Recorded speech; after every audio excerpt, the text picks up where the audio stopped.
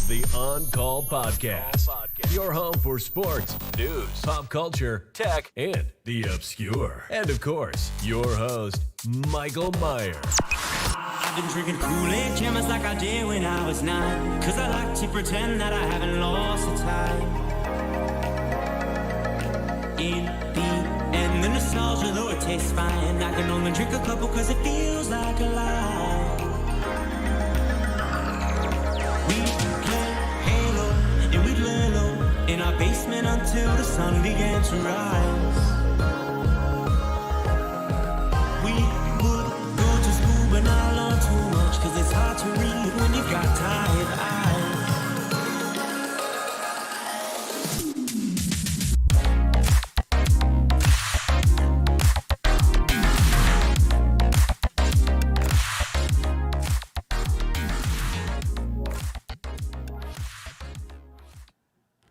All right, this is the On Call Podcast, and we are doing some NFL talk today.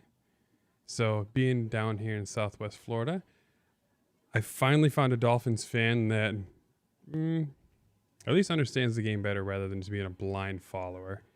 And from another podcast that I love that I don't get to listen to as much as I would like because I'm trying to stay up to date on sports right now. From Defining Disney, welcome, Nicole. Thank you. Hello, everyone. How are you tonight?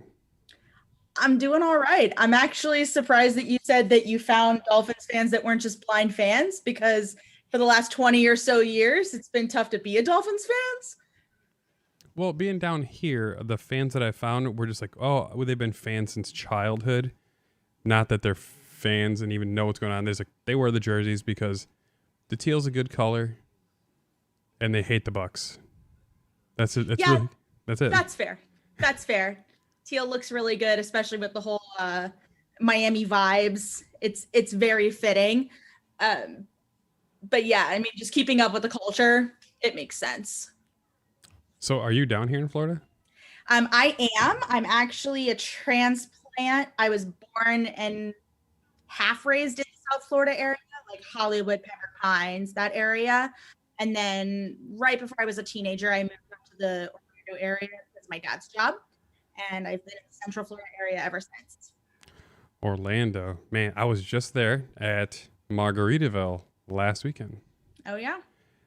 They need to finish that. Like, it's a lot of money to stay there, and it's a pretty unfinished resort. Yeah, that one's been in the works for quite some time, but being a Florida native, I'm just used to perpetual construction and like constant improvements without things actually being finished. I guess, yeah, if you ever go to Tampa too, Tampa's never done.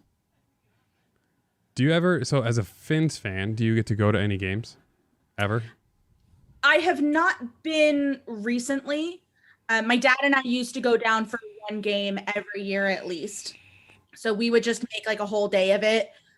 Because our team sucked so bad, we were always like a 1 o'clock kickoff. So we could leave early in the morning, like 8, 9 a.m., drive down, be there for kickoff. And then, we'd still be home by 8 o'clock or so. And we still have some family down there as well. So we did get down there pretty frequently. I can't imagine. I've never even been to Miami. I've been in Florida for a little over 12 years. Yeah, a little over 12 years. How shitty is like traffic and population? Like, is it just perpetually busy in Miami? It's super dense. It's always busy. My best equivalent is probably like a constant rat race. It doesn't matter like where in South Florida you are. If you're in Miami-Dade County or Broward, you're busy, and it takes you 45 minutes to get somewhere that's like 5 miles. It's like an LA Chicago thing. Yeah, it's very much that major metropolitan vibes.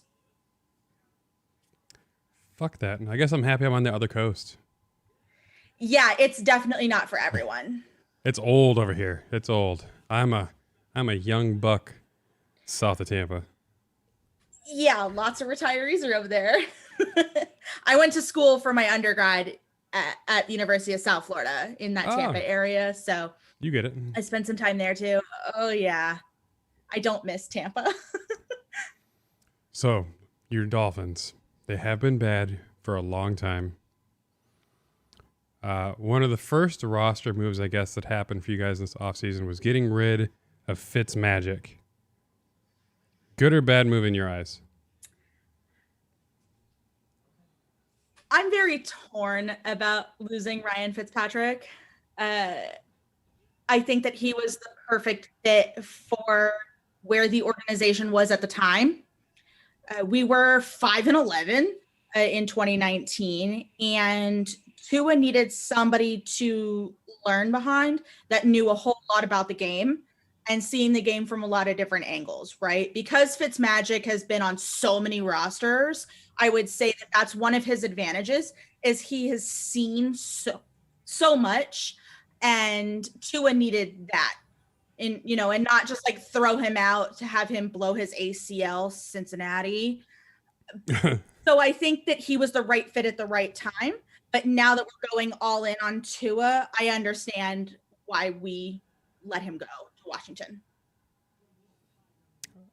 I think the problem is if as long as he was on the roster, anytime Tua was having a bad game, they would probably be clamoring in the stands to see Fitzmagic come back in. Because I think Tua, when they say he's like Drew Brees, you know, he thrives on the accuracy, the good short precision throws. If he's getting hounded and the line's not there, he's going to look bad in some games. I'm with you. I would agree with that. I think that for 2020, especially with all of the craziness that was going on in the world, not having a full off season, recovering from a potentially, career-ending injury, I understand what Flo was doing at that point, right?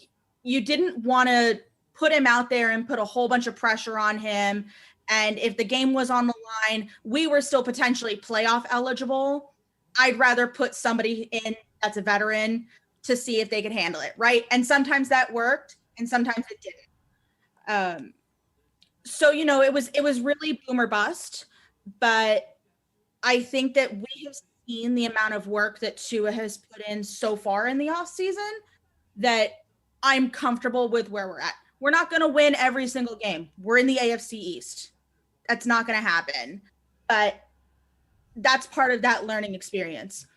Miami as a culture is very high stakes. You're always going to have people clamoring in the stands about we should fire our head coach. We should bench our starting quarterback. We should do all of these things. We're very much armchair decision makers, armchair GMs. And that comes with the good and the bad. It's very true. I think you guys are at a natural disadvantage because you guys have had to play against TB and Parcells for 20 years of their dominance. Your benefit has been you've faced the Jets and their ineptitude of everything. Man, thank God for the Jets. Those are 2 W's we can put on our schedule. But yeah, being in the AFC East is tough. Even this past year, right? Bill Belichick didn't have his baby anymore. And when you lose your star player, you do have that faltering, which is why New England suffered this year. But it's still a tough game. And the Bills are here to stay right now. Those are going to be tough games for the next several years. They have something going on up there. I don't know if maybe it's like the diet, because you got to beef up for the winter. I don't know, but something's working up there now. Yeah, Josh Allen turned into a third-year superstar. They got Stephon Diggs. They got a couple of badass linebackers. Good coaching. The Bills, I think, are going to be a bigger problem for you guys than the Patriots are. I don't think the Patriots have recovered. I know they spent a bunch of money in their offseason. I don't think it's going to mesh as well. I see a brighter outlook for your Dolphins, I think, than the Patriots. I don't think Mac Jones. With that. I don't think Mac Jones is going to be it. I'm glad my Bears didn't take him. So glad. The thing about New England is that you have to fit Bill Belichick's style. Bill Belichick doesn't change for you.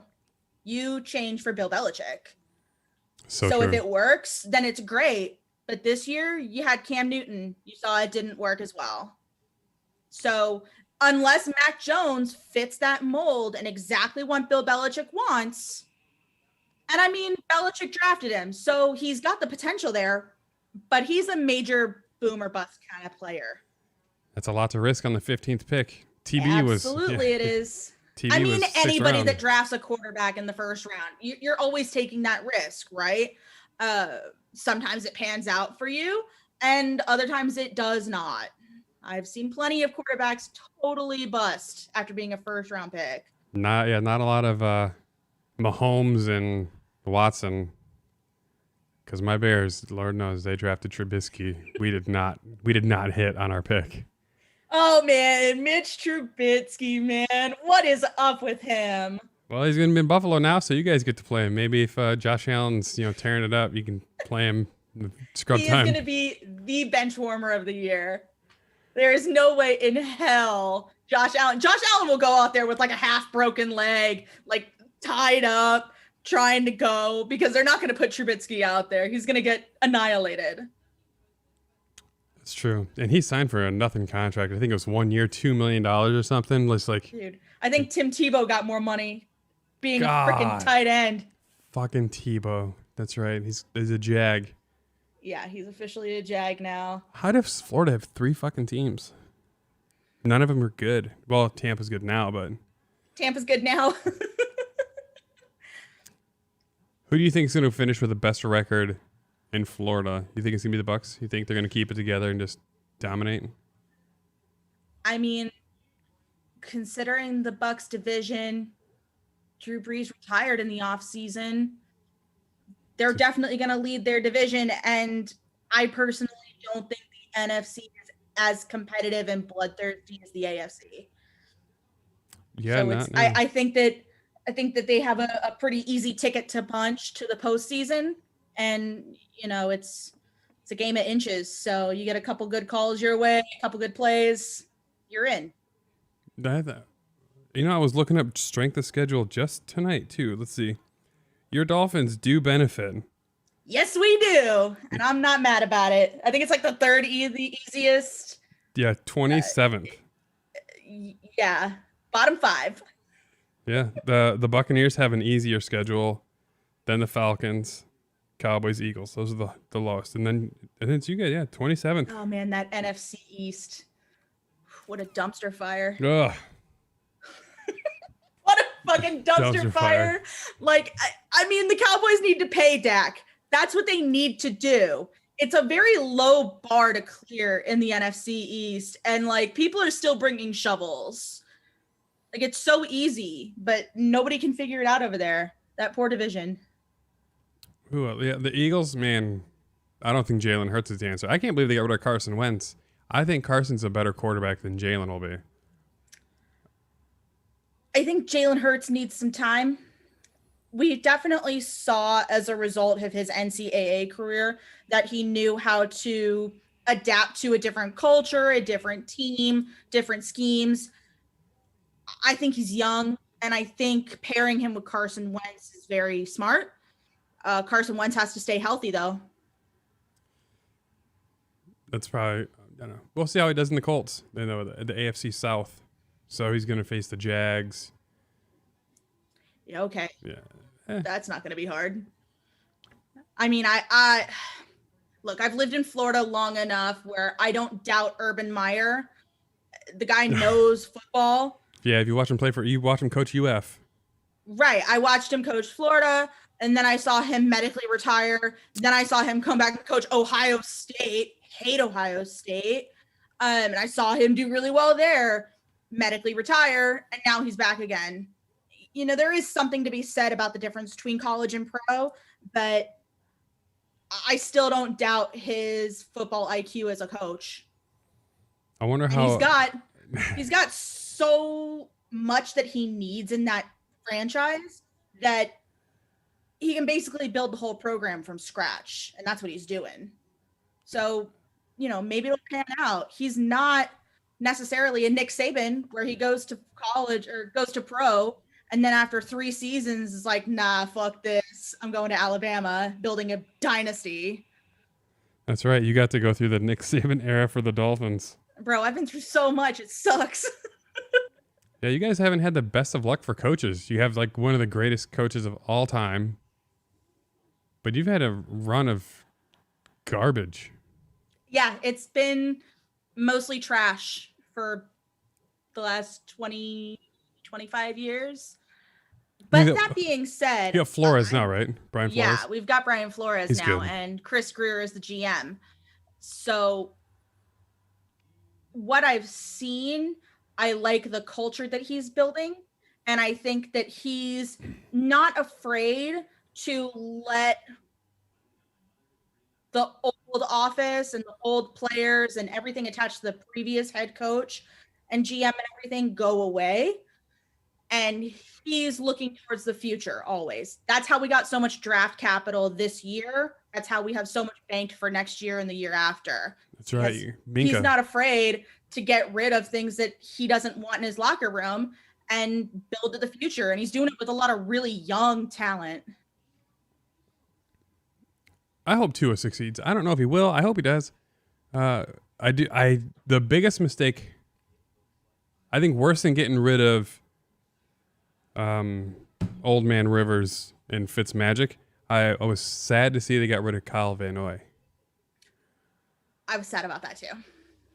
I was really sad about that one. I mean, coming from this franchise, we don't have a whole lot of players that we can look at and be like, yeah, these are our like foundations. These guys are never leaving, franchise players. We don't have many of those anymore. So I'm used to seeing a whole lot of turnover. That one still sucked though. I thought he was going to be, I thought he was going to be a foundational player when he left New England. He loved being in Miami. He loved his, paycheck, a good 3-year contract. Released after 1 year. But I think he made like $28 million from his guaranteed in his first year contract. And he was shocked because he was on the Pat McAfee show like 4 days before he got cut. And he was talking about how excited he was for the next season. He was excited for Tua and the things that Flores is building. And then it was just out. Just a full-blown cap casualty. Yeah, pulled the rug out from under him. But I mean, we released McCain this week too, who was our team captain, safety. Damn. Flores isn't afraid to clean house. If you're not fitting that vision, or he's got different plans, he's got somebody on his radar, you're gonna get cut. Clearly. He's not afraid. So your guys' draft. Let's see. You got Waddell. Yep, Jalen Waddle. How do you feel about it? I think Jalen Waddle is super.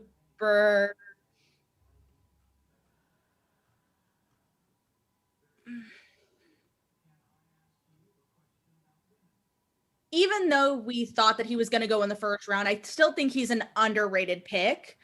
I think that he is very agile, and I think that pairing him with Tua is a really good advantage because they already know each other thanks to their college career. I know that the Fins fan base was really on the Devontae and Jamar Chase hype train. But honestly, I was happy with the pick. I like Waddle more than Devontae. So I'm happy with that. Yeah, I mean, ultimately, at the end of the day, we knew we needed to pick a receiver of some kind. Whatever was available at number 6, that was good enough for me. I know that our other first round pick was a lot more controversial because we picked Jalen Phillips from Miami. And I'm going to tell you right now, that's probably my favorite pick of the draft. Well, he's got those concussions, right? From when he was at UCLA? Yeah, he medically retired from UCLA in 2018. And he was convinced by some of his future teammates at Miami to come back, entered the transfer portal, came in, and he bulked up and was ready for 2020. And if you watch his film, he looked like a man. man, he dominates the field. The only time he looked like he was getting smoked was against the Clemson game earlier in 2020, because it was Clemson. But it was the first half of the Clemson game. And by the second half, he was reimagining and approaching things completely different than the first half and was getting better results. So you could tell that his football IQ is off the charts and his adaptability is really strong as well. So I think that it's going to serve really well in South Florida. And when I look at his tape and, when I'm reading some commentary, things like that, people are comparing him to the Watt brothers, and I see it. And TJ and JJ Watt did big things with their franchises. I like the pick. I don't know. I watch a bunch of his stuff because he had like a 30 for 30 or something on ESPN when I watched him because they talked about his Flemlo Raps. That's what it was. He's got a YouTube channel. He's got some cool ass shit. They talked about his career leading into UCLA and how he dominated high school. He was great at UCLA, and then they talked about his concussions. And then I got to watch. I didn't realize he was a first round. He was projected to be a first round pick until I watched that video. I was like, okay, I can see it. He's got blazing speed. Reminds me a little bit of Jason Taylor because his burst off the ball. Mm-hmm. I'm hoping he develops the hand moves. I don't know if he's just got that jab up. I want to see a good spin and a swim. And then I think that's a great pick. You should watch some of the tape from the Clemson game because you start seeing a little bit more, right? Because in the ACC, his one jab up was super effective. But then in that Clemson game, he had to come up with something new. So you saw in that tape, especially in the second half, him approaching things a little bit differently. And I'm pretty sure that game is what triggered Flo's interest. It very well could have been. I'm trying to think of Waddle. He was the one that was the fast. He was the one that's the Tyreek Hill, and he's the undersized, speedy son of a bitch right now. Yeah, and he's going to be a killer kick returner. I'm sure of it. You guys have another great wide receiver, don't you? You got Devontae Parker, right? Yep, Devontae Parker. Trying to think of the other one. They got Gesicki. Now I'm drawing a blank. We got so many receivers now, dude. It's a good problem to have, I guess. Yeah, people are going to be fighting for starting slots. Will Fuller, that's right. You signed him as a free agent, I think. Yep. God, yeah, you guys got too much talent out wide. Hopefully, how was your offensive line last year? Young. I saw your left tackle because I thought Sewell was going to get drafted earlier, and then he fell. I didn't think they were going to go for Waddle, but then I saw that your guys' left tackle is only like 22 years old, making me feel old as shit. Yeah, our team's one of the youngest in the entire league. I mean, shit, they make me feel old, and I'm not even 30 yet. But I mean, they're just a young roster, and Sewell would have been a good pick too. I mean, he's absolutely talented. But I think Eichenberg, who we took in the second round from Notre Dame, he's going to be great on the line. He didn't allow a sack in his whole 2 seasons at Notre Dame. So, I mean, he knows what he's doing. They said one of your guys, the guy you drafted in the 7th round, that Coleman, because I was looking that up. I was looking up your draft. Mm-hmm. They said he was like the steal of the draft because he's like a projected 4th round pick. Yeah, he fell really far. So people are seeing him as a steal. I haven't seen a whole lot of his tape because I don't even know where I can get UMass games. But yeah. I from what I've read, people are saying that he's a really good pick. So, I'll take a couple offensive tackles. Again, they're young, but I feel like we have enough of a foundation there that we should be set. I mean, 2 is also pretty mobile. Again, I think that Flores was trying to avoid the Cincinnati situation. Throwing Burrow out there as a rookie just for him to blow his ACL because he's got nothing on the offensive line protecting him. Flo didn't want to put our entire organization through that. I I can't imagine how hard it is. Like every level gets harder. You have to learn more. Then you're also getting a fucking millions of dollars. I would be one of those draft busts. I know it. Oh, you're gonna pay me $4 million this year, but I have to do all this work. I don't know, man. I'm in Miami in the nightlife. I'm not showing up to practice. Hungover busy, as coach. fuck. I would be like Ricky Williams. Just start getting money and then just like blow it on weed or something. Yeah, and then just get, you're just stoned out of your mind. Like, oh fuck, I got practice. Nah. Yeah, pass. Let's see here. What's the Dolphins' projected record this season?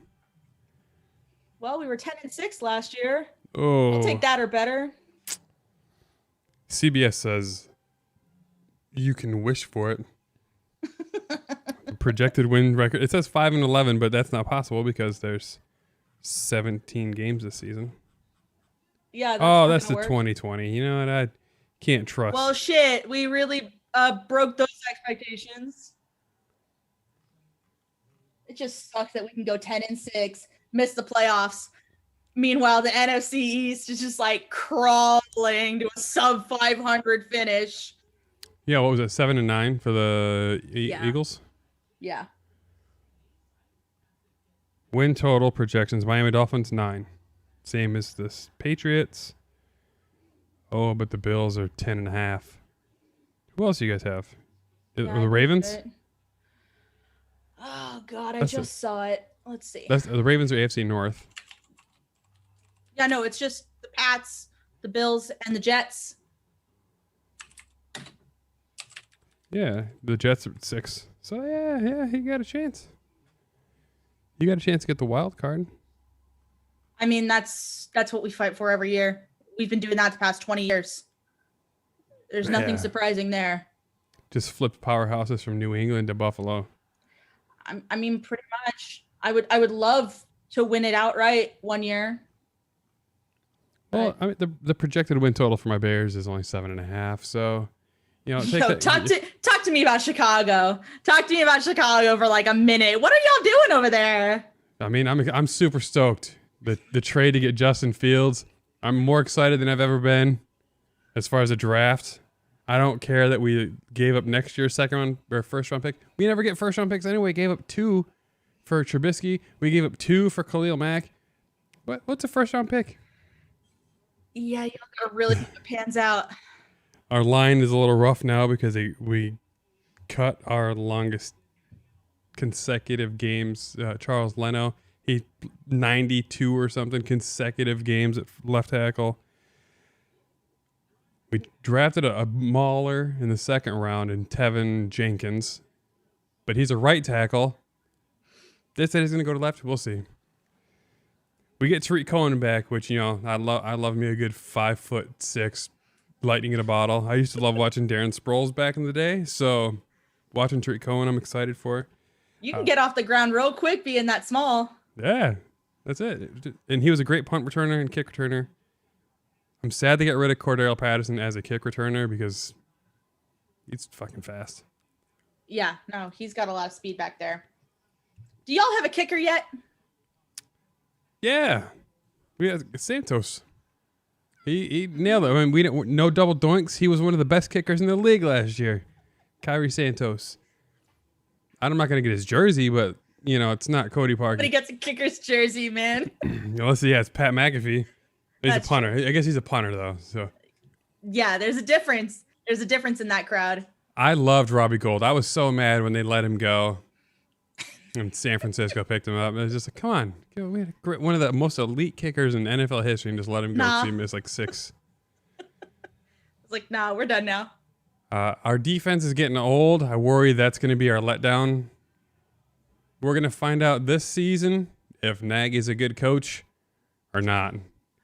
We're going to find out if it was Trubisky or if it was Matt Nagy holding that team back. I mean, Trubisky was definitely part of the problem. He can't throw a deep ball for shit, so... No, he couldn't. I was watching... Wide open, nothing.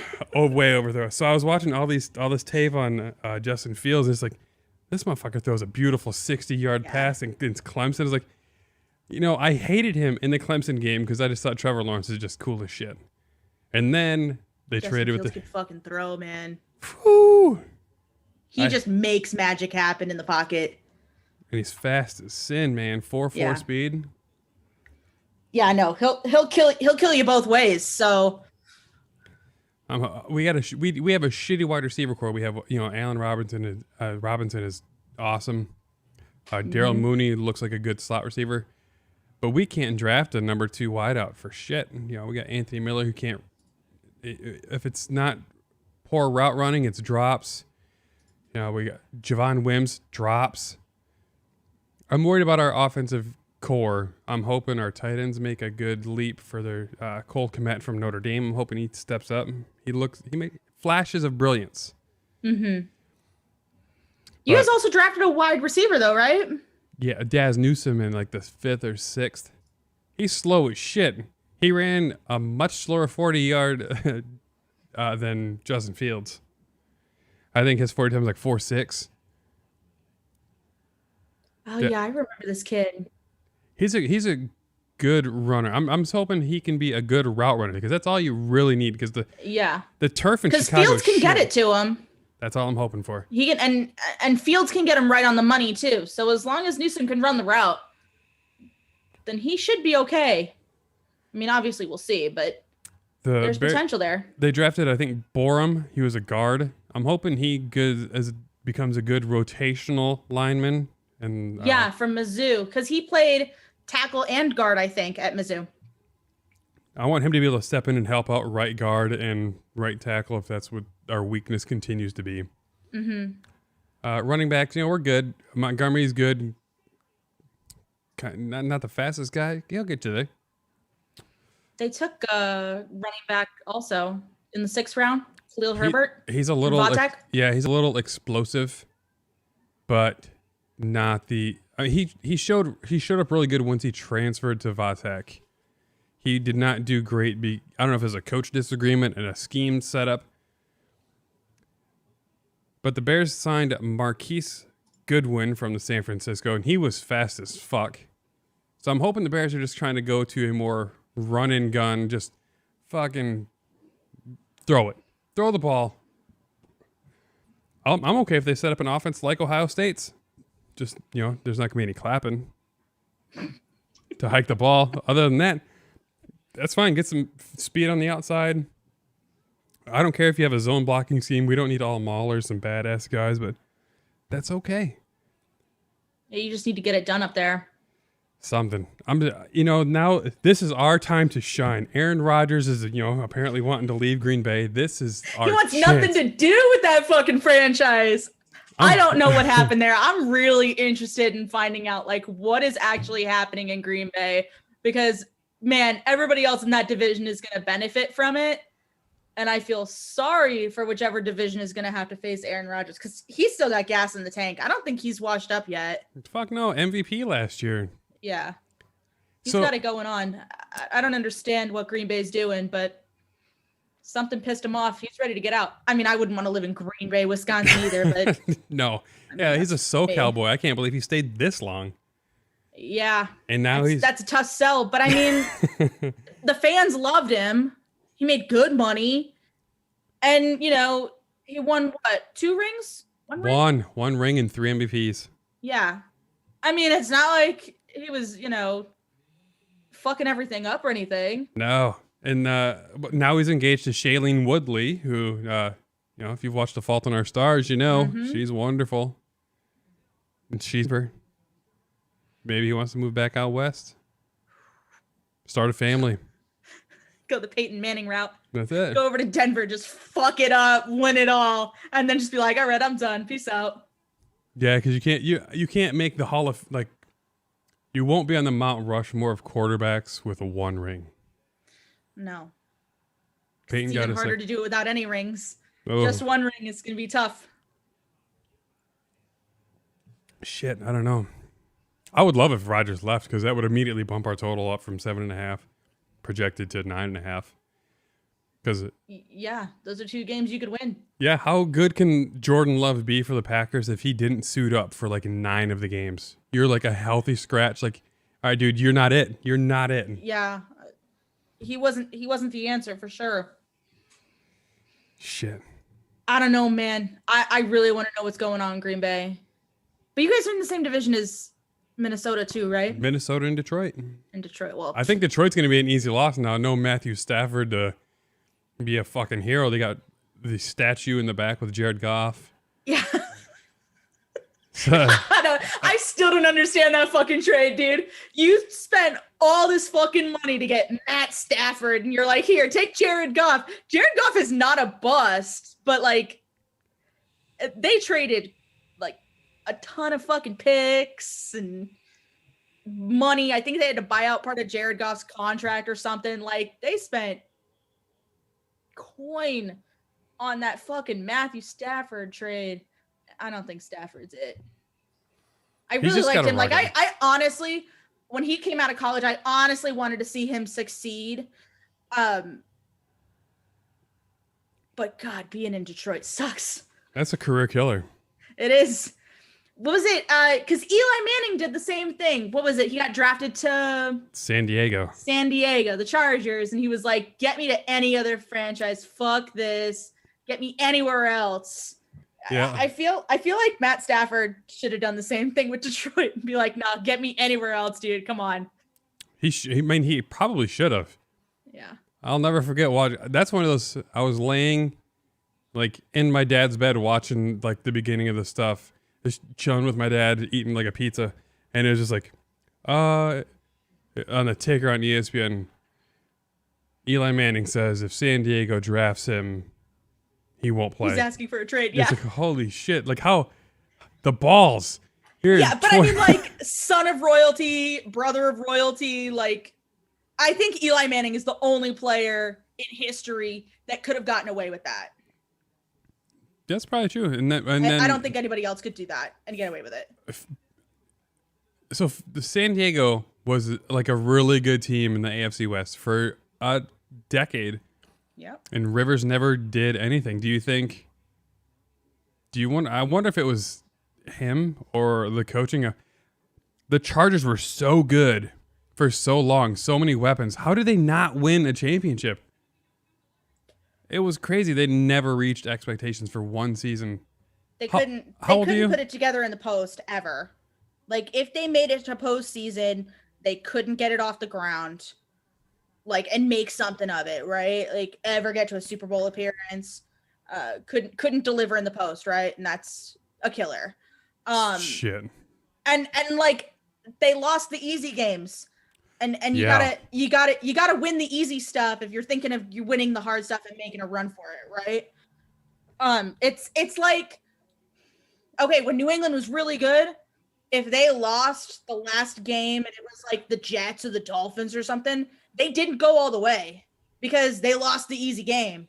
And like, that affects, where you are in the standings for post, and it affects your mojo. And like, you're out at that point.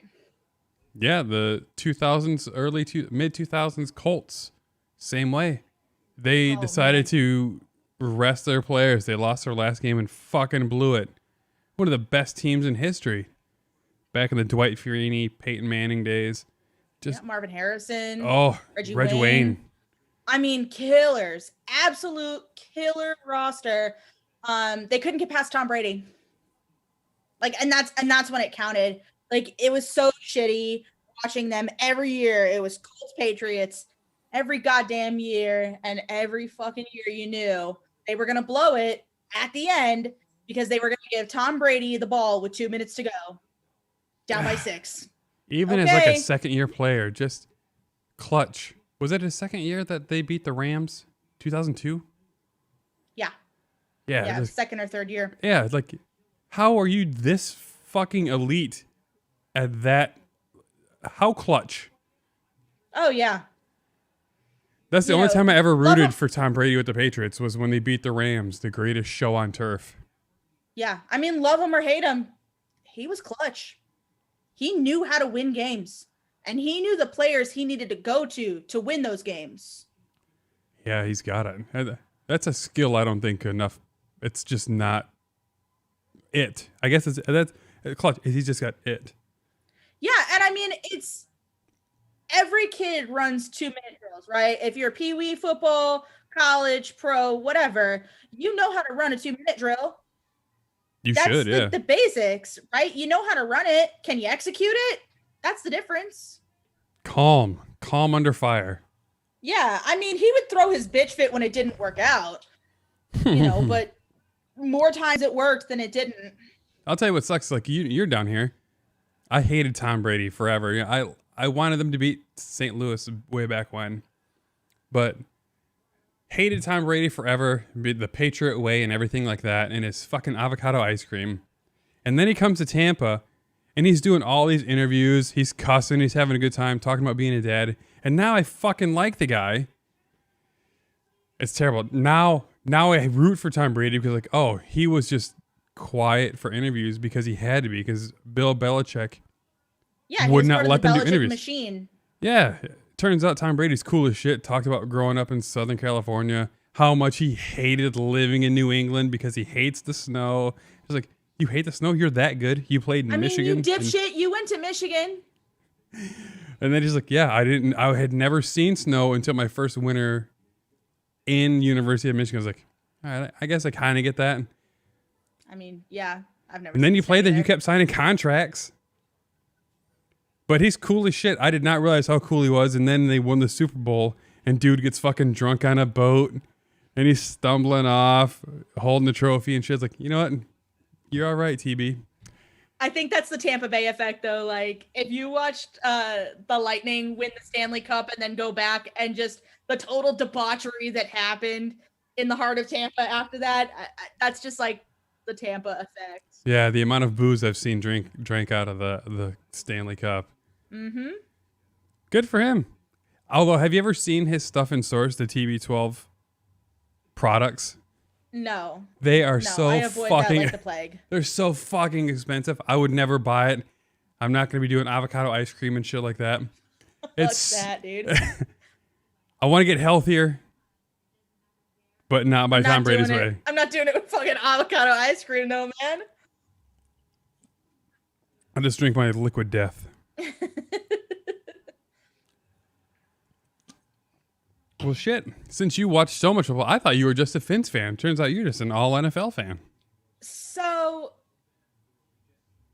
I was actually talking to my dad about this weekend.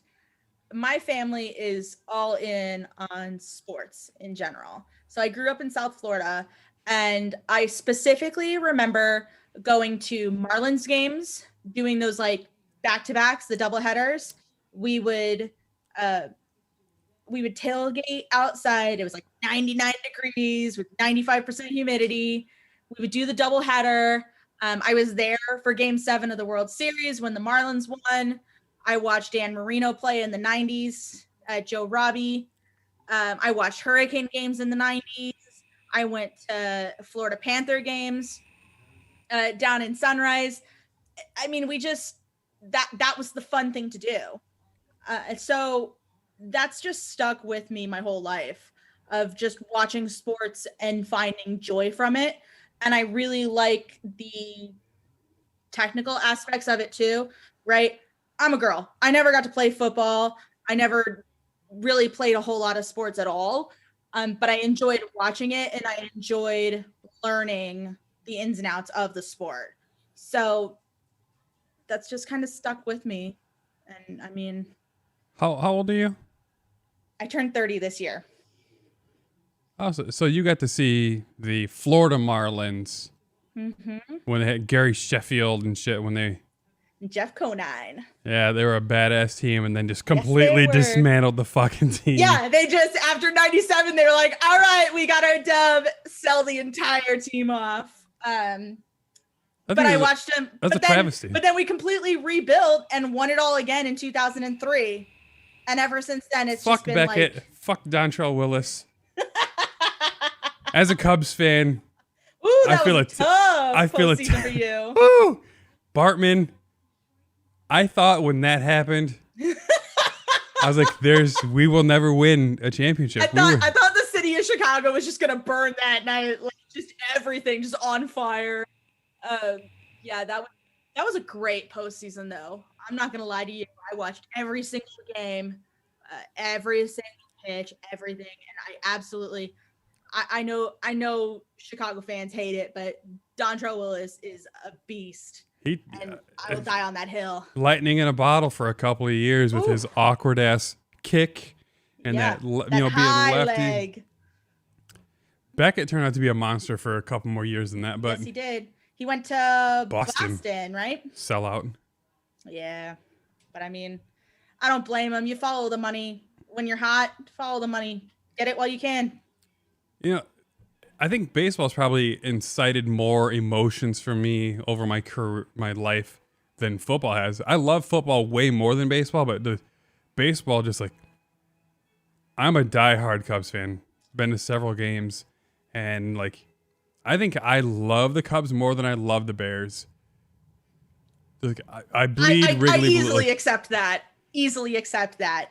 I mean, the Cubs have this whole culture and this lifestyle, and you know, you've got the whole curse that you had to break. There's that legacy to it. Yeah. And being at Wrigley is just like unlike anything else. It really is. Pissing in a horse trough.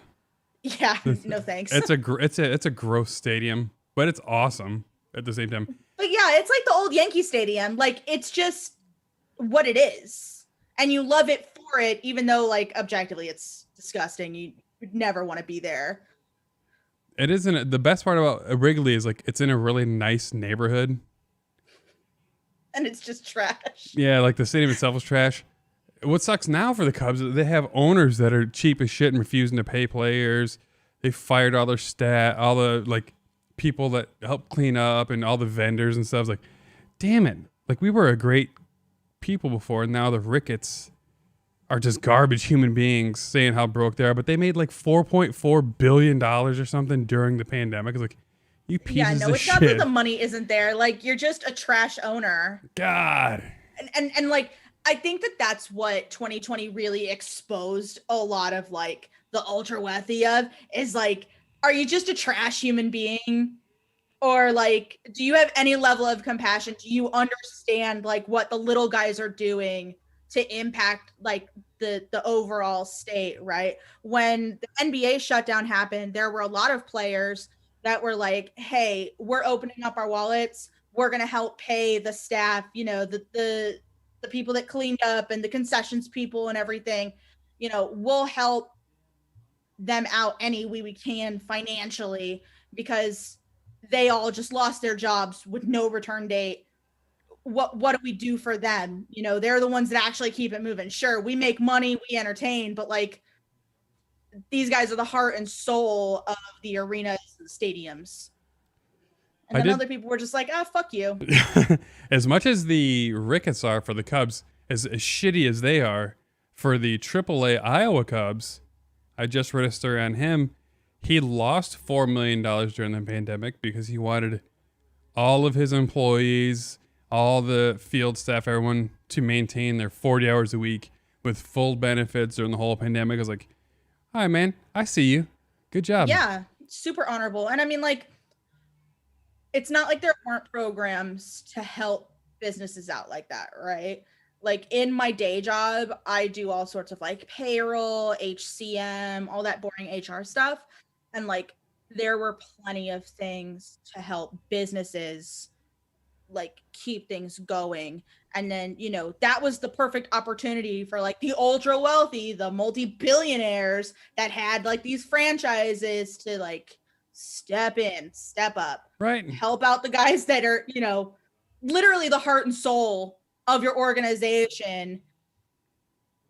But, you know, too many of them were just left out in the fucking cold. Right. Literally. It's garbage. You know, the NFL had 0 fans essentially the whole season. And they didn't lose heart. They lost a little bit of money, so I'm told. But yeah, okay, but what's like $500 million when you're a multi-billion-dollar organization? Right. So it was 0 fans just based on a TV deal. They almost finished even.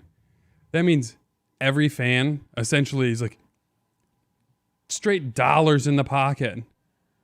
Yes, that is 100% profit. They're making so much fucking money, and they just like, sorry, we can't pay you. You're out. Yeah, no, it's fucking trash. Like the fact that the players had to do that in the first place is disgusting. I'm happy that a lot of the players did that, you know, and wanted to help financially.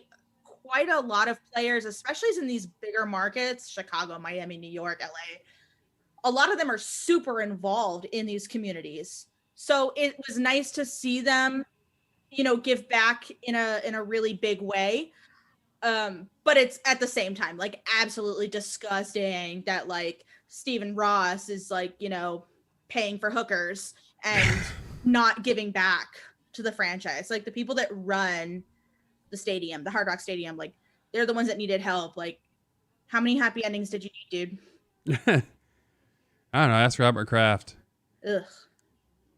Who's Gross. Despicable. Like ask Deshaun. I'm still curious. So I need to know what that is all about too. yeah, you're down there, AFC South. Or you're AFC East. My bad. I hate that. AFC South is the Jags, and then AFC East the Dolphins. Like, all right, yes, a stone's throw away. Yeah, it's trash. I mean, we're in 3 different divisions. We're all in the same state. God, the Bucks are in the NFC for Christ's sake, and we're the AFCs with the Jags. I truly do wonder what's going on with that. If it was all completely manufactured, Deshaun says he wants to leave the Texans, and 2 days later, 37 fucking lawsuits. I mean, here's the thing, right? I think Deshaun definitely wanted out. And I think if it were one story, it would be like maybe this was conveniently leaked, but 37 people. There's where there's smoke, there's fire. There's so much. Yeah, when there's smoke, there's fire. Like even with one accusation, I'm of the mindset of I believe the experience of the person that's coming forward. Mm-hmm. And I think that like that story could leak conveniently in order to start, you know, tanking his trade potential. Yep. But I mean, 37 is just. Yeah, I'm truly not trying to victim blame because as they keep coming forward, like, okay, there's truly something's got to be going on because they're all telling a pretty similar story. The victims are coming forward with their names even, and they're putting their name behind it. So like, they're not even just anonymous. Yeah, there's definitely a pattern of behavior. And people are willing to come out publicly and put their names out there. And, you know, there's always going to be people that are going to trash you for coming out for things like that, right? The Deshaun Watson stands or whatever. They're just going to trash you because they're trash people. But, you know, there's definitely something going on there. I don't know what that is, but 37 is just so many. Yeah, there's way too much. And what sucks is he's got such a great reputation because he does so much for the city of Houston. It's like, yeah, but maybe he's doing that to protect from this. You know, like, I'm going to tell you. For every evil act, you got to do something good. Yeah, right. No good deed goes unpunished. So I also follow gymnastics, and there was a major scandal. The coach 5 years ago, the trainer, the athletic trainer, medical person, right? The Michaela, she's one of the first ones on social media that was big on it. Yeah, Michaela Maroney came out. She was on the 2012 Olympic team, but their doctor, like their team doctor, there ended up being, I want to say the numbers in like the range of like 200 plus athletes that have come out publicly, you know, alleging abuse. And you know, he was known for decades for all of this community service he did, all this volunteer work he did, but it really did cover up a huge amount of abuse and, you know, misuse of power. And that's not, you know, that's never going to outweigh the bad that he's done. But you could definitely see like all of these good things where that cover, that facade, and it's gross. Fucking men, we are terrible. You know, and then you go back, Sandusky, Penn State. Bro. Like Jesus Fucking Christ, trash. we are just. Why do so many people in power why are they such fucking garbage human beings? it's just that abuse of power. It's once you get that power dynamic, and I think some people don't recognize the power dynamic that you have of being in a position of power and having that coercion ability. But like, Sandusky, come on, you fucking piece of shit. You knew what you were doing was wrong. And I mean, like, there's even the stuff that came out about the Ohio State wrestling team. And that one guy is in Congress now. Like, fuck that guy. You didn't say anything? You didn't report? You talk about Congress, then bam, then you start talking about politics, then you're in Epstein.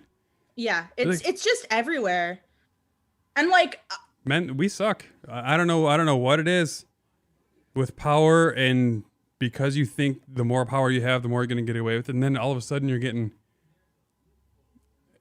When is enough as far as, well, I had sex with this 21-year-old.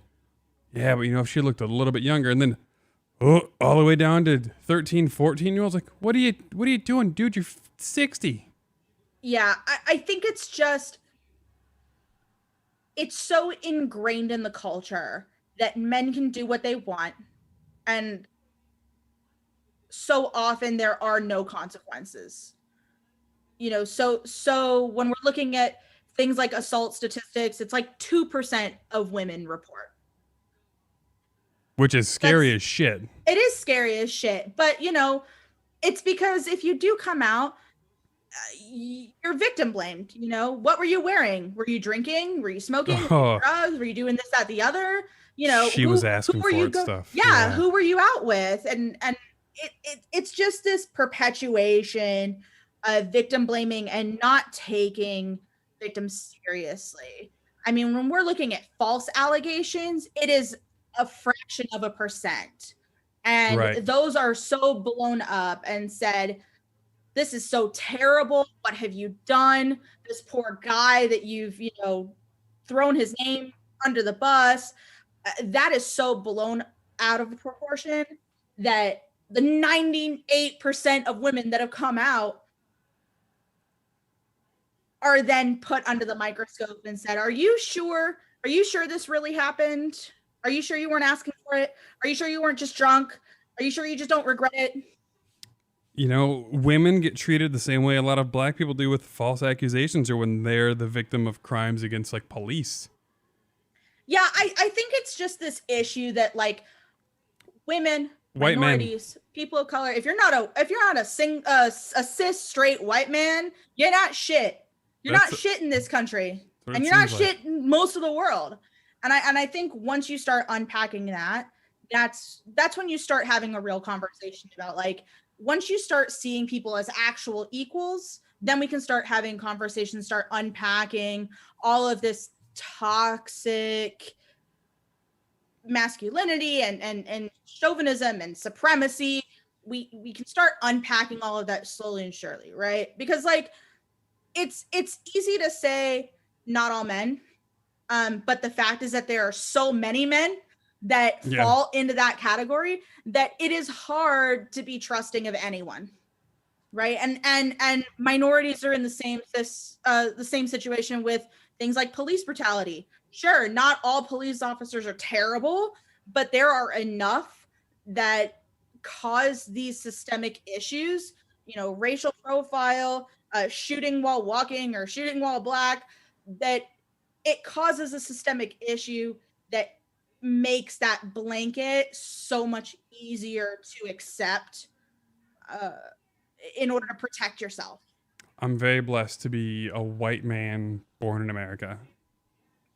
Immediately, everything's a little bit easier. What'd you say? You hit the jackpot, man. Yeah. Cis white man. You good. Very lucky. But then I don't see how the shitty thing us white men have done throughout history to other people. You see all this shit going on with unfortunate women, and just like all these politicians abusing young women. It's like, dude, you're a dad. Like, don't you just look in a mirror like, you can't imagine something like that happening to your daughter. Like, I have an 8-year-old daughter. I just talked to my wife about it. if I walked in and someone is doing something, I would probably end up in jail because I would fucking kill someone hurting my kid. Why would you do that to someone else's kid? What sucks is that, like, there are lots of men in your circumstance, right? Of like, I have a daughter, I have a wife. If this happened to them, I would kill that person, or, you know, that would make me angry. The issue is that there are enough people that don't have a wife or don't have a kid, but still don't assign value to women without being able to relate it to themselves. And unpacking that is difficult, right? Because my dad has a wife and me as his daughter, and if something happened to me or her, he would be in the same situation. But the deprogramming starts to happen with, okay, well, what if you didn't have a wife or a daughter? Would that person's life still be valuable enough to do something about it? And so there's a whole lot there. Like, we could go on for hours about this one, but I mean, That's a good way to put it. If you're not hitting that genetic jackpot of cis white man, usually straight, then yeah, you're not shit, and that's what makes it tough in society. You're right there. I didn't even think about the assigning value with correlation to how it relates in your life. I mean, that's what we see. It's what we saw with COVID in 2020, right? Of, it's not important to me until I had someone get COVID, or I got COVID. True. I know somebody that got hospitalized. I know someone who died from it.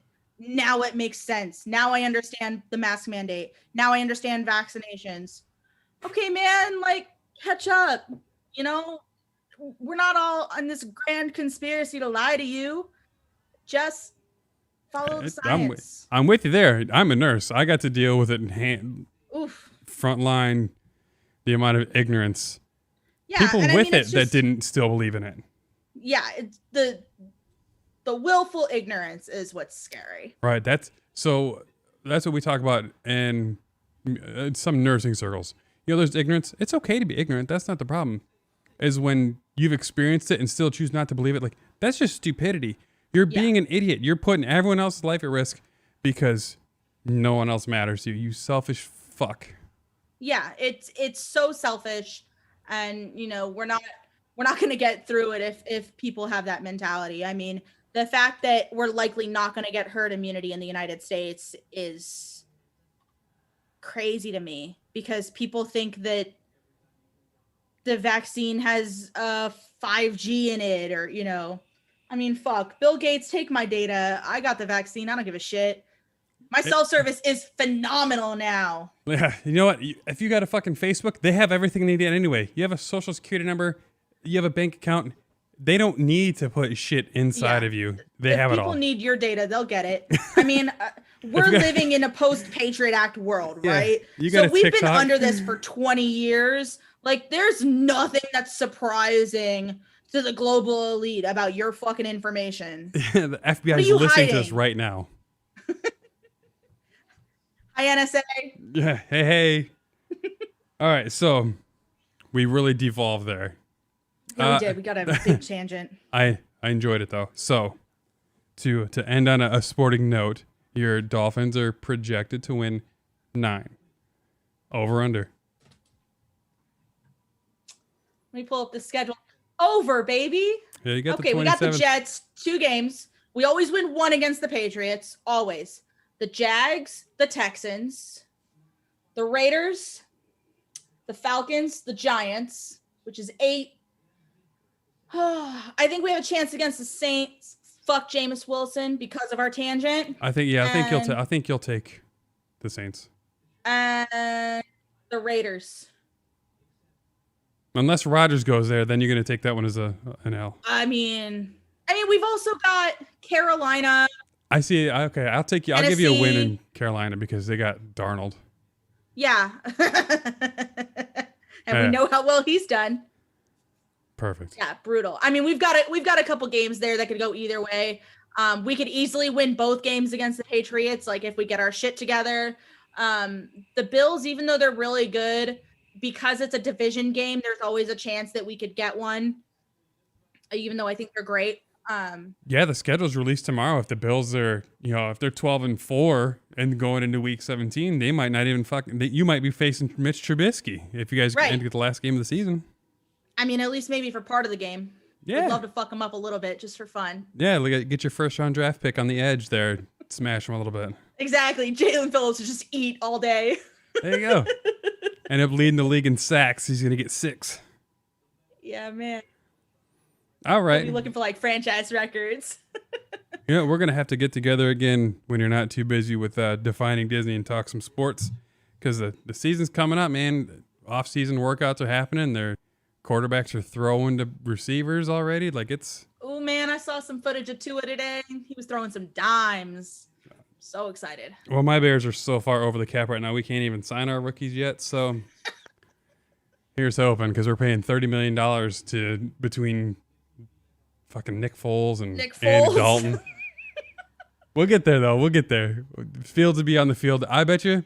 Okay, so my Bears are projected to be 7.5 games. We're going over. I'm projecting at least 9 wins. And Justin Fields will be starting week 2. Think week 2? I do. I think he comes in early on because he's going to be too good. And Matt Nagy loves the idea of a quarterback rolling out so much. He's going to be starting week 2. He's going to come in. So when does he get injured? Week 4? Nah, man. Nagy's plan is going to be so fucking good. You're going to be like, oh, man, it was Trubisky. He was the weak link. I don't know, man. I can't get behind benching Nick Foles, especially after spending that much money on him. I don't have a choice. I need it. I just can't get behind Nagy's thinking. I just can't. I'm just too excited for that kind of athlete to play quarterback. That's fair. Justin Fields is a quality player. I'm very interested to see what he'll do. So go ahead and plug your stuff. Let's everyone listen to Defining Disney. Yeah. So when I'm not obsessing over sports all the time, I am the co-host of Defining Disney. So we are on Twitter at Defining Disney, which is really easy for me to remember. We release episodes every other Thursday. We're ranking the Disney animated canon right now. We are just about through season 2. We'll be starting season 3 over the summer. And we've got some really great episodes coming out. We also do a watch night every other Thursday night.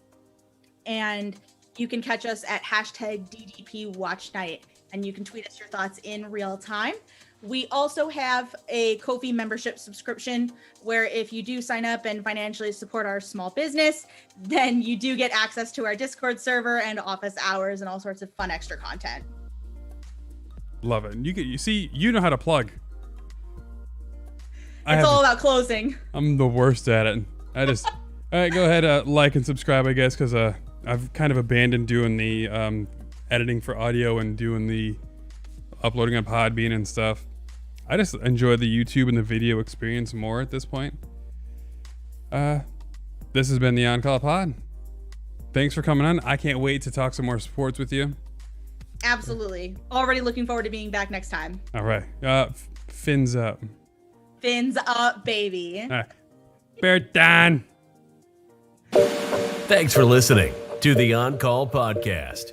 Check us out on Twitter at OnCallPod. Interested in being a sponsor or want to be on the show? Drop us an email at oncallpod@gmail.com. For more info, go to oncallpod.com.